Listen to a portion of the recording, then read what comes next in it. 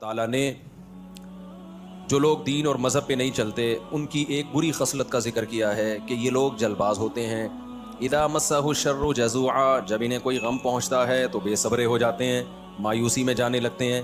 اور جب خوشی پہنچتی ہے، خاص طور پر خوشی کی ایک قسم اللہ نے بیان کی دولت، مال، وہ بھی خوشی کا ذریعہ ہے، تو منوعا تو کنجوسی پہ اتر آتے ہیں. یعنی دل اور تنگ ہو جاتا ہے، یہ چاہتے ہیں کہ یہ ڈبل ہو جائے، ڈبل سے اور زیادہ بڑھ جائے. تو اس پر کئی ہفتوں سے بیان چل رہا تھا. فرمایا ان الانسان خلق ہلوعا اذا مسہ الشر جزوعا واذا مسہ الخیر منوعا الا المصلین. یہ قرآن کا جو الا ہے نا، یہ بڑا مزیدار ہوتا ہے. یہ ایک تلوار ہے. یہ کیا ہے؟ ایک تلوار ہے کہ چند لوگ ایسے ہیں کہ دیکھیں، دو ہی کنڈیشن میں انسان کا پتہ چلتا ہے نا کہ خوشی میں کیسا ہے اور غم میں کیسا ہے. نارمل حالات میں تو سب نارملی ہوتے ہیں. مسئلہ پتہ چلتا ہے جب شادی بیاہوں میں دیکھ لو نا، آپے سے باہر آ جاتے ہیں. دیکھا ہے نا آپ نے؟ شادی بیاہوں میں ایک دم لمٹ کو کراس، اور غموں میں بھی لمٹ کراس کرنا شروع کر دیتے ہیں لوگ. تو اللہ تعالیٰ نے الا المصلین فرمایا کچھ لوگ ایسے ہیں جو ایسے نہیں ہیں، جن کے اندر یہ برائیاں نہیں ہیں. وہ غموں میں صبر کرتے ہیں اور خوشیوں میں شکر کرتے ہیں اللہ کا. جب کوئی خوشی ملتی ہے تو اللہ کا شکر کرتے ہیں. جیسے دولت ملی تو ان کے صدقات و خیرات اور زیادہ بڑھ جاتے ہیں. صحت ملی تو اور ان کے اندر تواضع پیدا ہو جاتی ہے. یہ کون لوگ ہیں؟ جو اللہ پر پکا ایمان رکھتے ہیں، جن کو اللہ کے وجود کا یقین ہے. ان کو یقین ہے کہ کسی نے ہمیں بنایا ہے اور وہ ہماری ایک ایک عمل پر مطلع ہے. جو کچھ اس دنیا میں ہوتا ہے اس کی مرضی سے ہوتا ہے، اس کی مرضی کے بغیر کچھ بھی نہیں ہوتا. اگر ہمیں کوئی غم آیا ہے یہ اس نے دیا ہے، یہ اتفاق سے نہیں ہوا. سارا مسئلہ پھڈا کھڑا ہوتا ہے جب آپ کس چیز کو بائی چانس سمجھ لیتے ہو. بائی چانس ایسا ہو گیا تو آدمی کہتا ہے یار نہ ہوتا تو کتنا زبردست تھا یار. مثال کے طور پر آپ جا رہے ہو بائک پہ، میں مثالیں بھی وہی دیتا ہوں جو صبح شام خود بھگت رہے ہوتے ہیں. آپ بائک پہ جا رہے ہو، کراچی میں ٹینکر ہے، پانی کے ٹینکر ہے نا، ٹینکر مافیا تو ایک بڑا مافیا ہے، آپ کو پتا ہے. ٹینکر ہے یا کنٹینر ہے.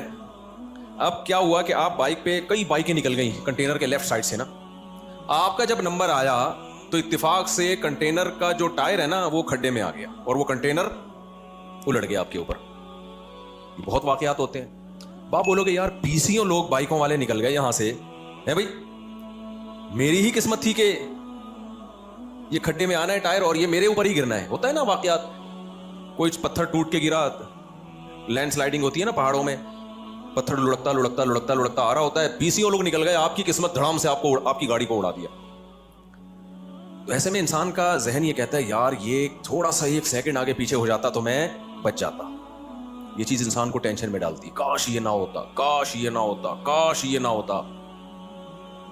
نبی نے کیا فرمایا؟ یہ جو کاش کا لفظ ہے، لو کا لفظ ہے، اگر مگر کا لفظ ہے، یہ شیطان کا کلمہ ہے. ایسے موقع پہ کافر کہے گا یوں ہوتا تو یوں نہ ہوتا. مسلمان کہتا ہے یہ ہونا تھا، یہ خود سے نہیں ہوا. یہ کس نے کیا ہے؟ اللہ نے کیا. رفعت الاقلام وجفت الصحف، نبی نے فرمایا اللہ نے تقدیر جس قلم سے لکھی ہے، لکھ دیا نا اللہ نے یہ ہوگا، اتنی بائکیں گزر جائیں گی، یہ والی بائک جب آئے گی تو اسی وقت ٹائر کھڈے میں آئے گا. حالانکہ اس سے بڑے بڑے کھڈوں میں پہلے آ چکا ہے مگر کنٹینر گرا نہیں، صرف لوز ہوا تھا اس وقت. شروع میں نا وہ کنٹینر لوز ہو رہا ہوتا ہے، مختلف کھڈوں میں آ کے گرانا اس کے اوپر ہے. اللہ بچائے یار ہمیں مصیبتوں سے. میں بائک چلاتا تھا نا تو مجھے یاد ہے، یہ کراچی کے جو ٹرک ہیں ان کو بائک والے تو نظر ہی نہیں آ رہے ہوتے. تو کنٹینر کا ٹرک والا بیٹھا ہوا تھا اوپر، بہت اوپر، جیسے عرش معلیٰ پہ بیٹھا ہوا ہے وہ. میری چھوٹی سی بائک تھی. اب میں جب سائڈ سے نکالنے لگا تو وہ اس نے ٹرن مار دیا. مجھے پتا تھا کہ میں گروں گا اور یہ ٹائر میرے اوپر آئے گا. میں نے زور سے چیخ ماری کیونکہ اس کو وہ گلاسز میں بھی میں نظر نہیں آ رہا تھا. سائڈ گلاسز جو ہوتے ہیں نا، وہ بائک والے تو اتنے نیچے ہوتے ہیں، یہ گلاسز میں ان کو قریب والا بائک والا نظر نہیں آتا. میں نے زور سے چیخ ماری تو وہ ڈرائیور جھانک کے اس نے مجھے دیکھا اور زور سے کہکا لگا کے ہنسا. اس نے کہا بچ گیا. یعنی اس کو یہ تھا کہ یار یہ بیچارہ بھی گیا تھا مولانا صاحب. تو ہم کیا کرتے ہیں کہ یار یوں ہو جاتا تو یوں نہ ہوتا، یہ ہو جاتا تو یوں نہ ہوتا. نبی نے فرما دیا رفعت الاقلام. مسلمان کیا سوچتا ہے؟ بھائی جس قلم سے اللہ نے تقدیر لکھی ہے، جس کے بارے میں جس وقت جو ہونا ہے وہ لکھ کے اللہ نے قلم اٹھا کے واپس رکھ دیا.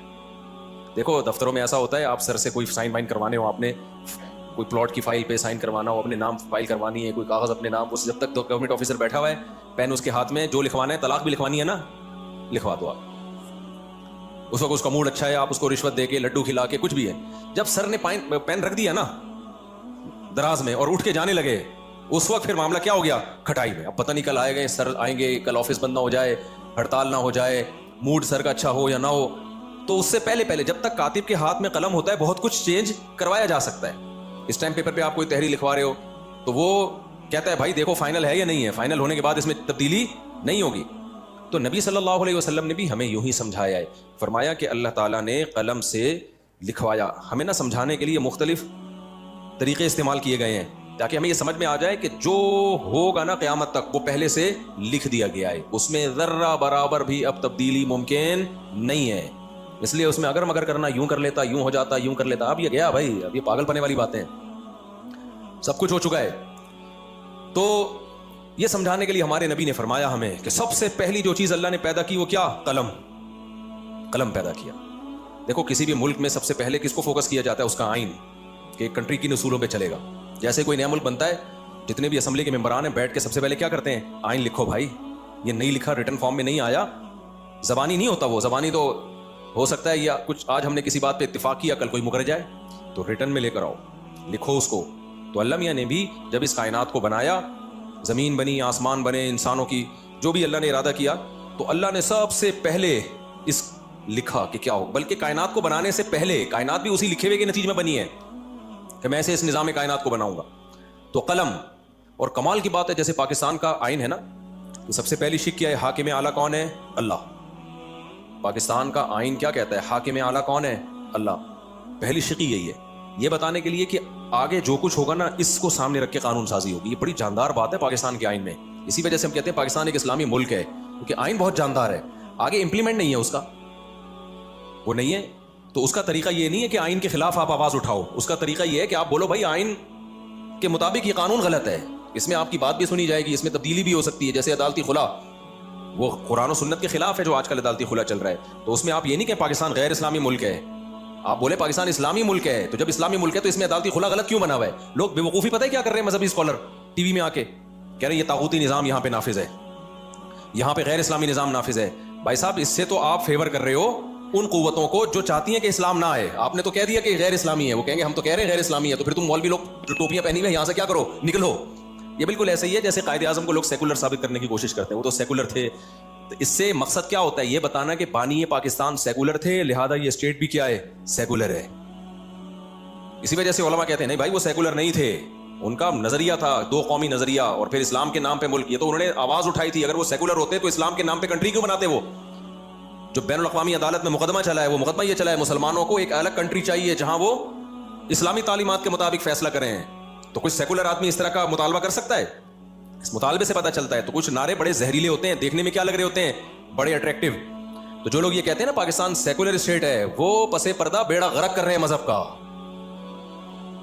कहने में तो वो बड़े अच्छे लगते हैं, यार देखो ये सेकुलर, ये इसका मतलब ये सेकुलर मान लें फिर हम इस्लाम के लिए इसमें कोशिश करेंगे। ना ना ना ना, आपने सेकुलर मान लिया तो अब इस्लाम के लिए इसमें कोशिश नहीं हो सकती। जैसे हिंदुस्तान एक सेकुलर स्टेट है ना, तो अगर मुसलमान मान ले कि इंडिया सेकुलर स्टेट है तो फिर इस्लामी निज़ाम की बात कर सकेंगे वहां पे? नहीं कर सकेंगे, कोई भी नहीं सुनेगा। तो इसलिए खूब अपना कॉन्सेप्ट को क्लियर करो। जब भी कोई कहता है पाकिस्तान एक गैर इस्लामी मुल्क है, ये गलत। इसमें कुछ मुखलिस लोग भी हैं जिनको पता नहीं कि हमारे इस वर्डिंग का नतीजा क्या निकलेगा, वो बेवकूफ़ी वाली बात कर रहे होते हैं। तो ये अपना कॉन्सेप्ट क्लियर रखें, पाकिस्तान इस्लामी है, इस्लामी था और इस्लामी रहेगा। किसी का बाप भी इसको सेकुलर स्टेट इंशाल्लाह नहीं बना, हम बनने भी नहीं देंगे। तो आइन हमारा 100% इस्लामी है। हाँ ये बात ज़रूर है कि गवर्नमेंट को जब गड़बड़ करनी होती है, गैर इस्लामी लॉ पास करना होता है, तो लेबल किसका लगा दिया जाता है? इस्लाम का लेबल इस्लाम का लगा दिया जाता है। तो उस पर असेंबली में आवाज़ उठाई जा सकती है, उस पर वफाकी शरई अदालत में आवाज़ उठाई जा सकती है। वफाकी शरई अदालत बनी हुई है, आप उसमें केस करें कि ये कानून गैर इस्लामी है, जिस पे लेबल किसका लग गया है? इस्लाम का। तो लॉ कानून आपका साथ देगा उसमें, समझते हो? आप कुरान और सुन्नत से साबित कर दो दलाइल की दुनिया में। हजरत मुफ्ती तकी उस्मानी साहब जब तक वफाकी शरई अदालत के जज थे, दर्जनों कवानीन जो गैर इस्लामी थे उनको इस्लामी बना दिया गया था। किसी सेकुलर स्टेट में ऐसा मुमकिन नहीं। आप अमेरिका में केस करके देखो, कोई शरई अदालत ही नहीं है वहाँ पे। आप बोलो जी ये गैर इस्लामी कानून है, इसके खिलाफ हम आवाज़ उठाते हैं, वो कहेंगे भाई तो गैर इस्लामी है, तो ये मुल्क गैर इस्लामी है, इस्लामी किसने कहा कि ये मुल्क है? लेकिन यहाँ मैं मिंबर पे बैठ के बार बार चीखता हूँ ना कि अदालती खुला गैर इस्लामी, अदालती खुला गैर इस्लामी। क्यों मुझे ये चीखने का हक है? तो इस्लामी मुल्क में तो मैं चीख सकता हूँ, غیر اسلامی کنٹری میں اس طرح آواز نہیں اٹھا سکتا. تو اسلامی ہے تبھی تو آواز اٹھا رہا ہوں. نہیں یہی میرا خیال ہے بات. دیکھو ایک مسلمان نماز نہیں پڑھتا, آپ اس کو بولتے ہو ابے تو کلمہ گو ہے, نماز کیوں نہیں پڑھتا, چیخ رہے ہو, چلا رہے ہو, اس کا مطلب آپ اس کو مسلمان مان رہے ہو. ہاں مسلمانوں والی ایک کام نہیں کر رہا یہ, تو مسلمان مان رہے ہو. اب وہ نماز نہیں پڑھ رہا اور آپ کہہ رہے ہو نماز پڑھو نماز پڑھو. کسی نے کہا یہ کافر کا بچہ ہے یہ, کیونکہ نماز نہیں پڑھتا, یہ کام اس کے سارے کافروں والے. دیکھو کافر بھی نماز نہیں پڑھتے, یہ بھی نماز نہیں پڑھتا, تو یہ مسلمان کہاں سے ہو گیا؟ تو ہم اس سے اس کو فیور دے رہے ہیں. اس کا مطلب اب ہم اس کو نماز کا کہہ ہی نہیں سکتے. اسی طرح پاکستان میں بہت سارے کام غیر اسلامی ہیں, لیکن کنٹری کیا ہے؟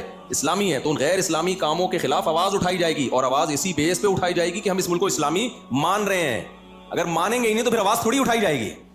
مسلمان کو نماز کا کہا جائے گا, کافر کو نماز کا نہیں کہا جاتا. تو ہوتا یہ ہے کہ جو اسمبلیوں میں بیٹھے ہوئے لوگ ہیں, جب اپنی مرضی کا کوئی الٹا قانون نافذ کرنا ہوتا ہے اس پہ کیا لگا دیا جاتا ہے؟ اسلام کا لیبل. یہ گڑبڑ ہو رہی ہے. تو اس کے لیے ضیاء الحق کے دور میں ایک بڑا خاندانی کام ہوا تھا, وفاقی شرعی عدالت بنی تھی کہ بھائی جو قانون آپ کو لگے نا غیر اسلامی, آپ اس میں کیس کرو. جب آپ کیس کرو گے, ثابت کر دو, تو وہ کل عدم ہو جائے گا.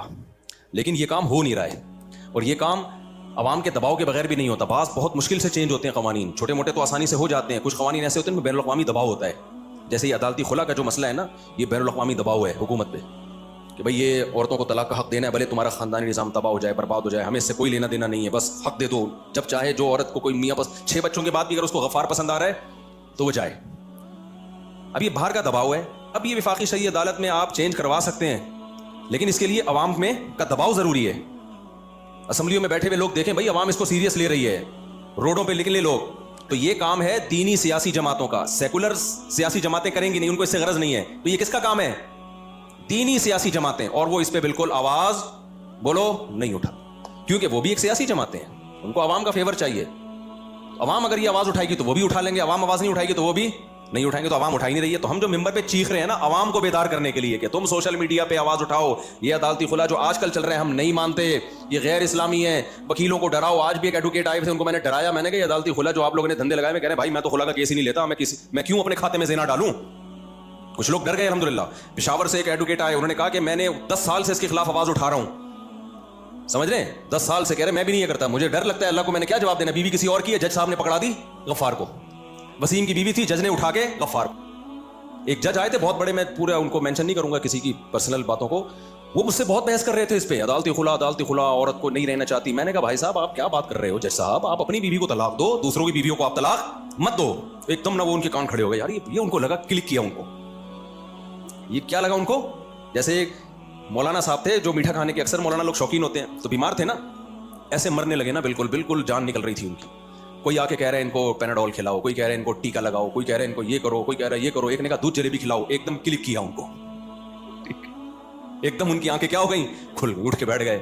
بولے بھائی یہ کیا کہہ رہا ہے. تو کچھ چیزیں انسان کو ایک دم کیا کرتی ہیں, دلائل سے بات سمجھ میں نہیں آ رہی ہوتی, تو ایسا اسٹائل اختیار کرنا پڑتا ہے کہ وہ ایک دم کلک کر جائے, ٹھا کر کے لگے اس کی کھوپڑی میں جا کے.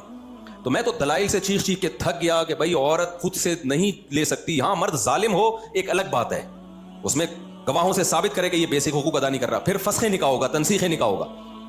ایسا نہیں ہے کہ وہ جب چاہے جو عورت چاہے. تو میں دلائل کے انبار لگا دیا, نہیں سمجھ میں آ رہا. وہ جج بھی آئے ہوئے تھے, ان کو بھی میں نے سمجھایا, نہیں آیا. میں نے کہا پھر ایک بات ہے جج صاحب, آپ اپنی بیوی کو ڈیورس دے سکتے ہو, دوسروں کی بیویوں پہ اللہ نے آپ کو کنٹرول نہیں دیا. تو ایک دم جیسے وہ چیز جلیبی کلک کر گئی تھی نا ان کو بھی یہ جملہ کیا کر گیا, کلک کر گیا, ٹھک کر کے لگا. تھوڑی دیر تک غیرت آئی, پھر دوبارہ وہی بغیرتی والی باتیں شروع کر دی, ہلے تھوڑی دیر کے لیے, پھر کہنے لگے ایکچولی بھائی ڈرامے بازی مت کرو. جب ایک غیر اسلامی ہے تو کیا ہے غیر اسلامی. یہ ایکچولی باتیں امریکہ میں آپ کر سکتے ہو اسمبلیوں میں. جب آپ نے لا آپ کا یہ ہے کہ اسلام کے منافی قانون نہیں بنے گا, تو اس پہ بحث نہیں ہوگی عقل کیا کہتی ہے, بحث اس پہ ہوگی کہ اس بارے میں اسلام کیا کہتا ہے. پھر میں نے کہا اگر آپ کو اسلام سمجھ میں نہیں آتا نا, تو عقل بھی یہی کہتی ہے, کیونکہ اگر بیوی کو اس طرح سے ڈیورس کا حق دے دیا جائے جیسے عدالتوں نے دیا ہے, تو میں نے کہا مجھے وہ باریک لکیر دکھا دو, بتا دو کہ کون سی حد ہے جس سے ہم فرق کریں میاں بیوی میں اور گرل فرینڈ اور بوائے فرینڈ میں. پھر فرق کیا رہ گیا. نہیں یہ بات سمجھ, سوائے ڈاکومنٹیشن کا. بھائی گرل فرینڈ کو بھی ہر وقت بریک اپ کا حق حاصل ہوتا ہے کہ نہیں ہوتا, تو بیوی کو بھی ہے. تو پھر بس نام کا فرق ہو گیا کہ یہ کاغذ میں بیوی لکھی ہوئی ہے, اس کو لکھا ہوا ہے, اور اس کو کاغذ میں گرل فرینڈ لکھا ہوا ہے, یا کوئی کاغذ ہی نہیں ہے. تو کاغذ تھوڑی ہے جس سے پتہ چلتا ہے. جب کاغذ نہیں ہوتے تھے تو کیا میاں بیوی بلوچستان میں کے پی کے میں گاؤں دیہاتوں میں تو بہت سے نکاح جن کا کوئی کاغذ سرے سے ہے ہی نہیں, تو وہ کیا میاں بیوی نہیں ہے. تو بیوی میں اور گرل فرینڈ میں فرق یہ ہوتا ہے کہ بیوی کے پاس آنے کا حق ہے, جانے کا حق نہیں ہے, اور گرل فرینڈ کے پاس آنے کا بھی حق ہے اور جب چاہے जाने का भी हक है। इस बात पे सेकुलर लोग मुझे बहुत गालियां देते हैं, तो दबा के गालियां दो। जब तुम्हारी बीवी तुम्हें चित्रौल लगाएगी ना, गफ्फार को पसंद करेगी 6 बच्चे पैदा करने के बाद, फिर देखता हूं तुम्हारी हालत क्या होगी। और इनके तो कमबख्तों के 6 बच्चे भी नहीं होते, एक आध बच्चा पैदा करने के बाद भी जब वो गफ्फार के पास जाएगी ना, तो मैं तुझसे पूछूंगा बता मैं सही कह रहा था गलत कह रहा था। तो असल में इन सेकुलर लोगों का बीवी से वो रिश्ता होता ही नहीं है कमबख्तों का।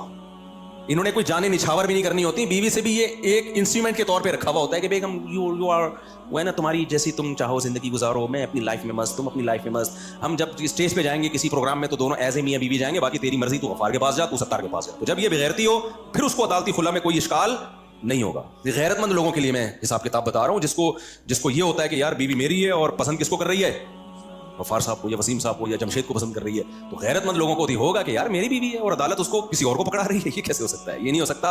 इस्लाम में ये बेगैरती बोलो नहीं है। तो इस पे खुदा के बंदो आवाज उठाओ, आप लोग सोशल मीडिया पे आवाज उठाओ इसके खिलाफ। जब भरपूर आवाज उठेगी ना तो ये हमारे सियासी लीडर थोड़ा सा हिलेंगे, वरना ये नहीं हिलेंगे। इनको दिमाग से निकाल दो और पर्सनली मुलाकातें करो, इनको इज्जत दो। मुझे इस सिलसिले में आसिफ अली जरदारी साहब से भी मिलने का मौका मिला ना, इज्जत के साथ मैं जरदारी साहब से भी मिलने के लिए तैयार हूं। शायद इज्जत से काम हो जाए भाई। मियां नवाज शरीफ साहब या शहबाज शरीफ से मिलने का मौका मिला, उससे भी मिलने के लिए, लेकिन कोई सुने तो ना। किसी से भी मिलने का मौका मिला मैं तैयार हूं। मैंने तो वकीलों को बोला है मेरी जो मदद चाहिए ना इस कानून को तब्दील करवाने के लिए, जब जहां बुलाओगे मैं पहुंचने के लिए तैयार हूं। इससे ज्यादा मैं क्या करूं यार।